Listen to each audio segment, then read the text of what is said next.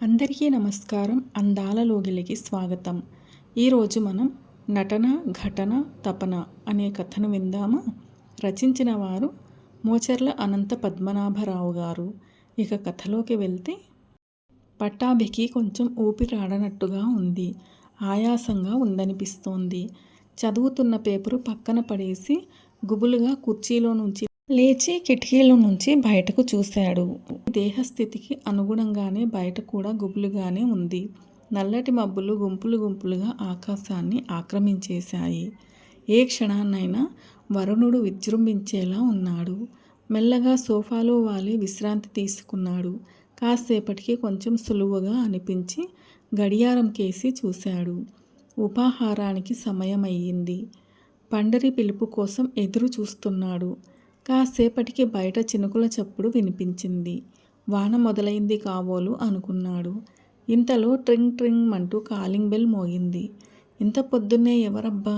Corona తర్వాత తమ ఇంటికి రాకపోకలు తగ్గాయి. చుట్టాలు చుట్టుపక్కల వాళ్ళు కూడా రావటం తగ్గించేశారు. మరి ఇప్పుడు వచ్చిందెవరో అనుకుంటూ తలుపు తీశాడు పట్టాభి. తలుపు పూర్తిగా తెరవకుండానే తలుపు పూర్తిగా తీయకుండానే తోసుకుని లోపలికి వచ్చేశాడు పురుషోత్తముడు. సారీ మామయ్య, ఒక్క నిమిషం అంటూ అలెగ్జాండర్తో యుద్ధం చెయ్యాలన్నంత హడావిడిగా బాత్రూంలోకి దూరిపోయాడు. ఏమోయ్, మీ వాడు మన ఇంటిపైన దండయాత్ర చేసేశాడు. వంటగదిలో ఉన్న భార్యకు వినిపించేలా గట్టిగా అరిచాడు.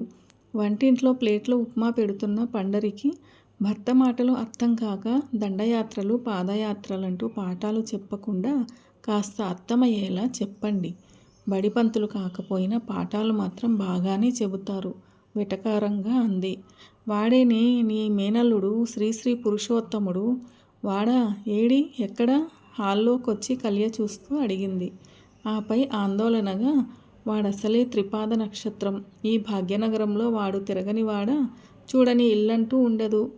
ఈ మధ్య కాశీ గయా అంటూ తీర్థయాత్రలు చేసొచ్చి వెళ్ళిపోయిన కరోనాను వెనక్కి తెచ్చాడు. చావు తప్పి కన్ను లొట్టపోయినట్టుంది వాడికి. వీడిప్పుడు మన ఇంటికి రావడమేంటి? మాస్కు లేకుండా? తలుపెందుకు తీశారు? ముందు తగిలించుకోండి అంటూ గబగబా ఆయనకొక మాస్కు ఇచ్చి తనొకటి తగిలించుకుని ప్లేట్లలో సర్దిన ఉప్మాని మళ్ళీ గిన్నెల్లో వేసి మూత పెట్టింది. నిమిషమన్న వాడు 10 నిమిషాలయ్యింది. ఆ బాత్రూంలో నుంచి బయటకు రాలేదు. ఇంతకీ వీడెందుకొచ్చినట్టో అన్నాడు పట్టాభి. ఇంకేముంటుంది? మీ రక్తాన్ని పిండుకోవడానికే అయ్యుంటుంది. ఇప్పటికి 3-4 సార్లు రుచి చూపించారు. ఇక కుదరదని చెప్పేయండి. ఇప్పుడు మీరు అరిగిపోయిన సబ్బు బిళ్ళ. 62 మీకు, అది మర్చిపోకండి. ఇంకా టింగురంగా అంటూ తిరగక్కర్లేదు.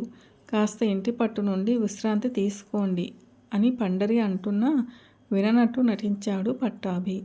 అమ్మయ్య, కడుపులో గడబిడ పోయింది. చెమటలు పట్టిన మొహాన్ని తుడుచుకుంటూ వచ్చాడు పురుషోత్తముడు. ఏమిట్రా, మళ్ళీ రక్తానికేనా? ఈసారి మీ మావయ్య రారు. ఆయన్ను చూడు, రక్తం లేనట్టు ఎలా పాలిపోయారో తెల్లగా. ఇక ఇబ్బంది పెట్టకు. అయినా అలా వస్తావు, ఇలా బాత్రూంలో దూరతావు. మా ఇంటికొచ్చేప్పుడే నీకు కడుపులో గడబిడ మొదలవుతుందా? ఇక్కడికొచ్చే ముందు ఏం తిని వస్తున్నావేంటి? ముందా మాస్కు పెట్టుకో ఆందోళనగా మేనల్లుడితో అంది. అదేం కాదత్తయ్య, మావయ్యతో కొంచెం పనుంది. అదే ఓ 50,000. ఓహో, రక్తం పిండుకోవడానికి కాదు, ఏకంగా పీల్చడానికే వచ్చాడన్నమాట. పళ్ళు పటపటలాడించింది పండరి. ఒరేయ్ పురు, అంటే అన్నానని కాదు గాని, నీకు పెళ్ళయింది, పిల్లలున్నారు. వయసా 40 దాటింది. ఇప్పటికీ స్థిరపడకపోతే ఎలా? ఎన్నాళ్ళీ ఇన్సూరెన్స్లు, రియల్ ఎస్టేట్లు, రక్తదానాలు, పరోపకారాలంటూ తిరుగుతావు. రిటైర్ అయ్యాక మీ మామయ్యకొచ్చిన సొమ్ము పైన వచ్చే వడ్డీలతో పిల్లల మీద ఆధారపడకుండా బండి లాగిస్తున్నాం. నువ్విలా వేళకాని వేళ వచ్చి వేలు లక్షలు అడిగితే ఎలా? కరోనాలో కూడా నువ్వు ఇంటింటికి తిరిగావు. ఏం చేస్తాం, నీ వ్యవహారాలు అటువంటివి. తిరిగితే తిరిగావు కానీ నీకు ఆ మధ్య ఒంట్లో బాగోలేదు. అటువంటప్పుడు ఇక్కడికెందుకు రావడం? మేము పెద్దవాళ్ళమైపోయాం. నీ నుంచి మాకేదైనా రోగమో రొస్టో అంటుకుంటే ఆదుకునేవారెవరు? కాస్త నిష్ఠూరంగానే అంది. అయ్యయ్యో అత్తయ్య, ఆ డబ్బు నా కోసం కాదు. అది మీ హెల్త్ ఇన్సూరెన్స్ పాలసీ గడువైపోతోంది. అది సమయానికి రెన్యువల్ చేయించకపోతే పనికి రాదు. అది సంగతి. నేను ఎప్పుడైనా మావయ్య దగ్గర డబ్బు తీసుకున్నానా? నీకు తెలీదా? నాన్న పోయిన దగ్గర నుంచి చూస్తున్నావుగా, నా తంటాలేవో నేనే పడుతున్నా. ఎవరిని చెయ్యి చాచి పైసా కూడా అడగలేదు. ఇక రక్తదానం పరోపకారం అంటావా? ఆ రెండు నాన్న ఇచ్చిన వరాలు. నాన్న లేడు కదా అని వాటిని వదులుకోలేదు. ఇక ఆ పాజిటివ్ కరోనా వ్యాధి ఈ బి పాజిటివ్ గాడిని ఏమి చేయగలదు?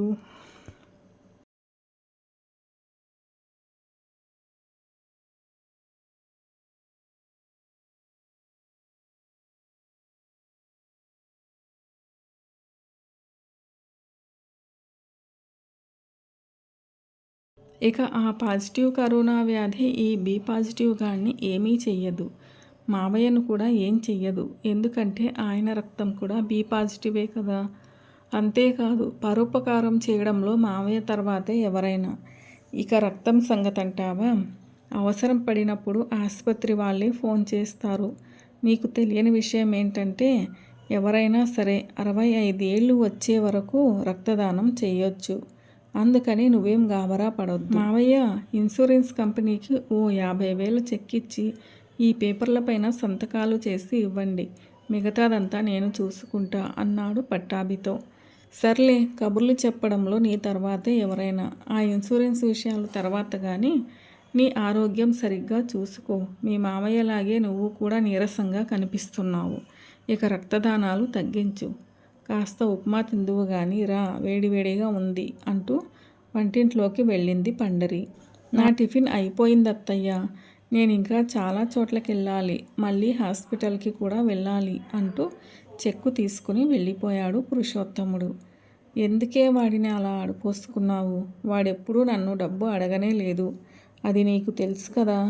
అంత మాట అనేశావు. పాపం నొచ్చుకుని ఉంటాడు.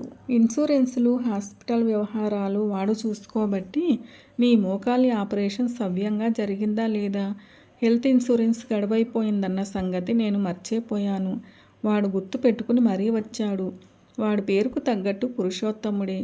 అత్యవసరాలలో ఎంతోమందికి దానం చేశాడు. వాడి పేరుకు తగ్గట్టు పురుషోత్తముడే అత్యవసరాలలో ఎంతోమందికి రక్తదానం చేశాడు.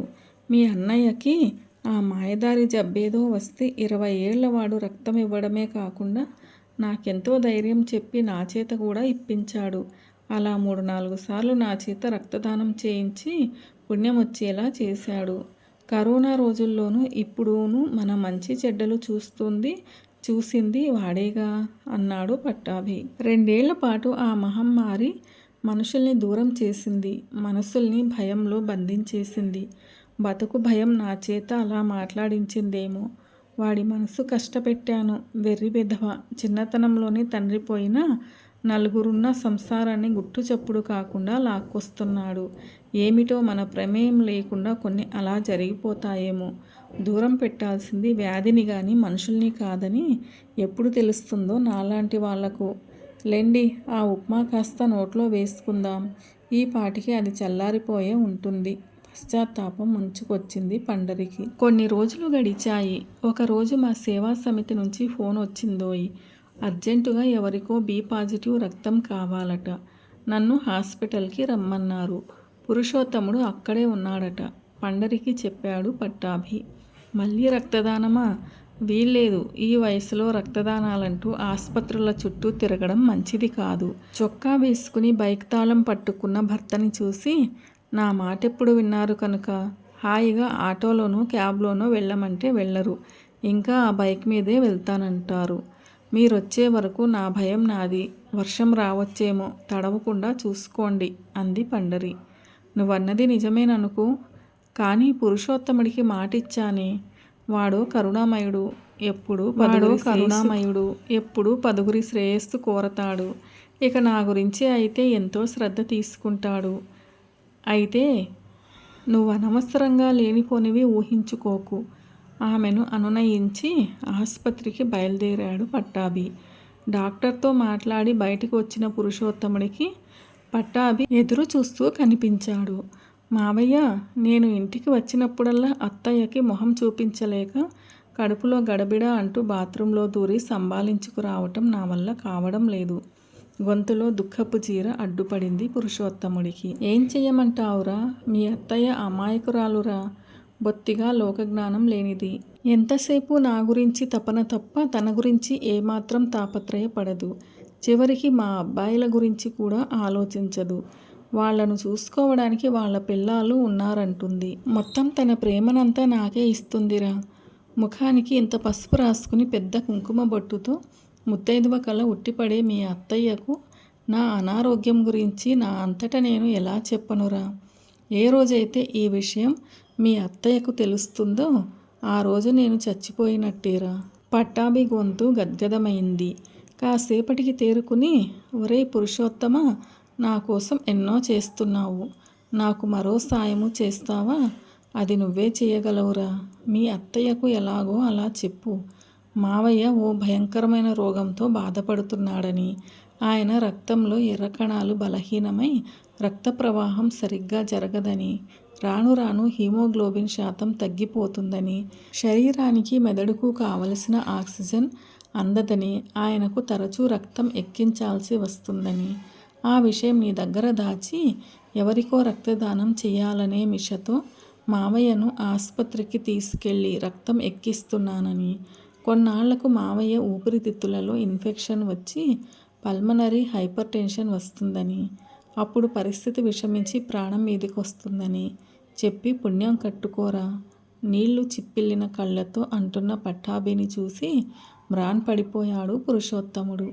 తడికళ్ళను తుడుచుకుంటూ పట్టాభి, ఒరేయ్ పురుషోత్తమ, నీకు నాకు ఆ దేవుడు ఒకే రకం రక్తాన్ని, ఒకే దృక్పథాన్ని ఎందుకు ఇచ్చాడంటావు? బహుశా మన మధ్య గత జన్మ బంధమేదో ఉండి ఉంటుంది. అది ఈ జన్మతో తీరిపోతుందేమోరా. ఒకవేళ నాకేదైనా అయితే మీ అత్తయ్యను నువ్వే చూడాలిరా. అంతేకాదు, మన అనాథ సేవా సమితిలోని పిల్లల కోసం 10 లక్షలు బ్యాంకులో డిపాజిట్ చేశాను. దానికి ట్రస్టీగా కూడా నిన్నే పెట్టాను. ఈ విషయం మీ అత్తయ్యకు తెలీదు. నా తదనంతరం కూడా ఆ పిల్లలకు ఎటువంటి లోటు రాకుండా నువ్వే చూడాలి నీరసంగా అన్నాడు. మావయ్య, ముందు డాక్టర్ని కలిసి ఆయనేం చెబుతాడో విన్న తర్వాత రక్తం ఎక్కించుకోవాలి. కనుక ఇలా మనసును బాధపెట్టే మాటలొద్దు. కొంచెం నీరసంగా కూడా ఉన్నావు. నీ ఆరోగ్యం కన్నా ఈ అక్కర్లేని అప్పగింతలు ఇప్పుడు అవసరమా? ఒరేయ్, నాకిప్పుడు ఏమైందో ఆ తర్వాత ఏమవుతుందో నీకు తెలియదా? ఏదో కొంతమంది అభాగ్యులకు సేవ చేసే అవకాశం నాకిచ్చాడా దేవుడు. తామరాకు మీద నీటి బొట్టు లాంటి జీవితం. సుఖాన్ని దుఃఖాన్ని ఒకేలా స్వీకరించే స్థితికి చేరాలని నా తాపత్రయం.